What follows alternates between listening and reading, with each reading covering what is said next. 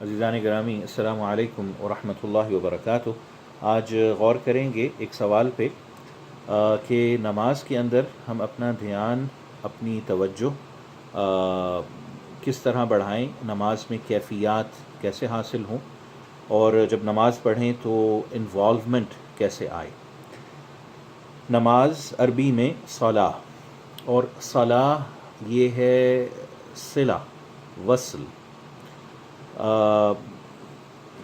گٹھ بندھن، گٹھ جوڑ، تعلق، اللہ سے ملاقات، اور اس میں سے دعا کا بھی باقاعدہ مطلب نکلتا ہے۔ آپ صلی اللہ علیہ وسلم سے مروی ہے کہ آپ نے فرمایا الصلاۃ الصلۃ بین العبد و ربہ، نماز کیا ہے؟ یہ بندھن ہے بندوں کا اپنے رب کے ساتھ۔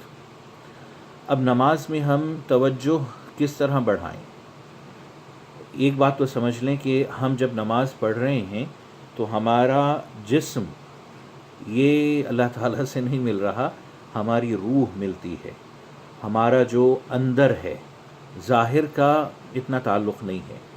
ظاہر جو ہے وہ حرکات، وہ سکنات ادا کر رہا ہے، لیکن اصل جو گٹھ جوڑ، جو بندھن بنتا ہے، وہ روح کا ہے اللہ تعالیٰ کے ساتھ۔ اب روح میں کتنی پاکیزگی ہے، کتنی بالیدگی ہے، کتنا ہم اللہ کے قریب ہیں اور ہونا چاہتے ہیں، یہ سب سے اہم بات ہے۔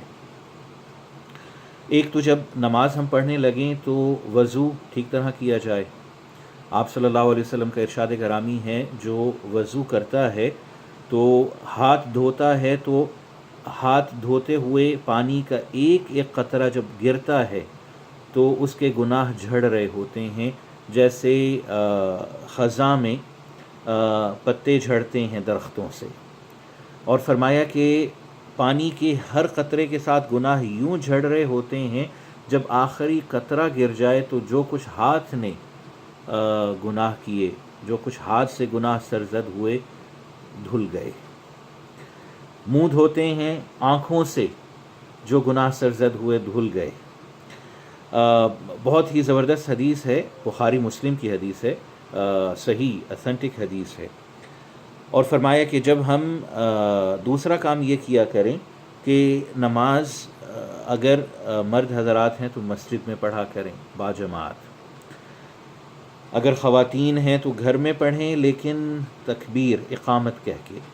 آپ صلی اللہ علیہ وسلم کا ارشاد گرامی ہے کہ جب ہم تکبیر کہتے ہیں، اقامت کہتے ہیں نماز سے پہلے، تو ہمارے ساتھ جو ہمارے فرشتے پابند ہیں ہمارے اعمال نامہ لکھنے کے لیے، وہ باقاعدہ جماعت میں شامل ہو جاتے ہیں۔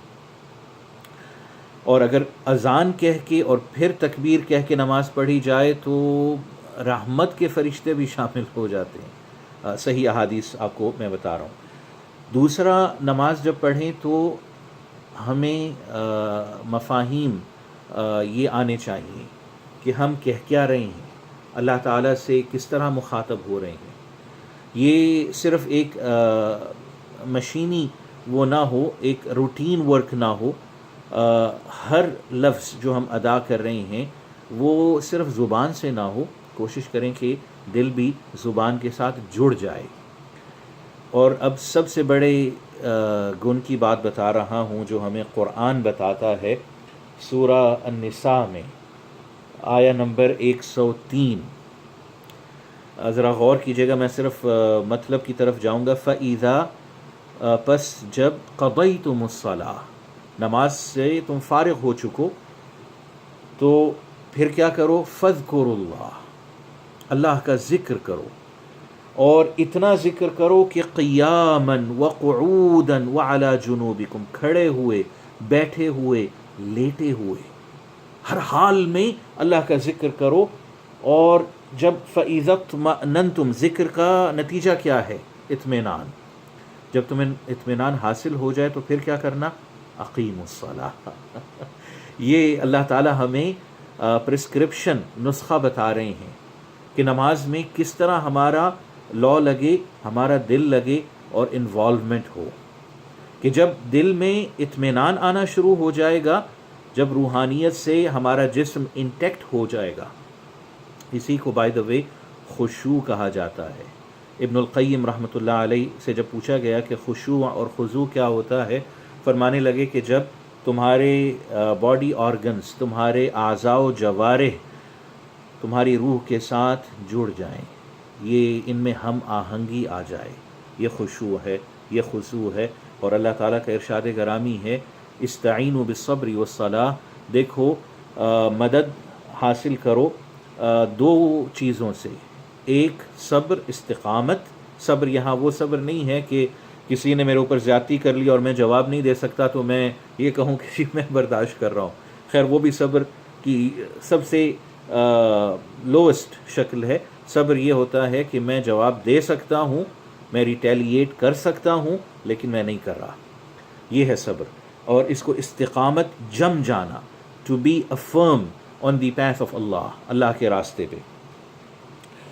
اور فرمایا کہ دوسرا مدد حاصل کرو استعانت بالصلاۃ، استعینوا بالصبر والصلاۃ۔ اور نماز کے بارے میں فرمایا انہا لکبیرہ، یہ ذرا مشکل کام ہے، لیکن الا علی الخاشعین، سوائے ان لوگوں کے جن کو خشوع کی کیفیت حاصل ہو گئی، ان کے لیے مشکل تو دور کی بات، وہ ان کے بارے میں ایک اور جگہ فرمایا سورہ الف لام میم سجدہ میں کہ تتجافى جنوبهم عن المضاجع، وہ جب بستروں پہ لیٹتے بھی ہیں رات کو تو بستروں پہ ان کے جو جسم ہیں وہ آرام نہیں لے سکتے، وہ اپنی کروٹیں بدلتے رہتے ہیں، کب اپنے رب سے، اپنے محبوب سے ملاقات کریں گے، تہجد پڑھیں گے، قیام اللیل میں اللہ سے ملاقات ہوگی۔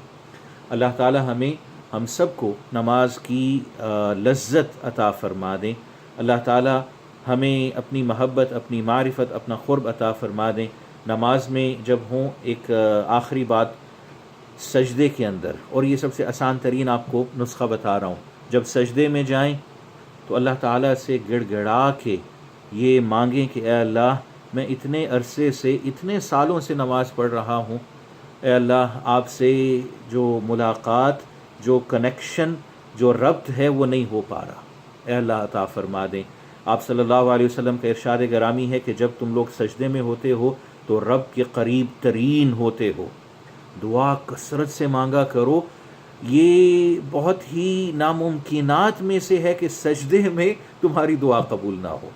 بارک اللہ فیکم، والسلام علیکم ورحمۃ اللہ وبرکاتہ۔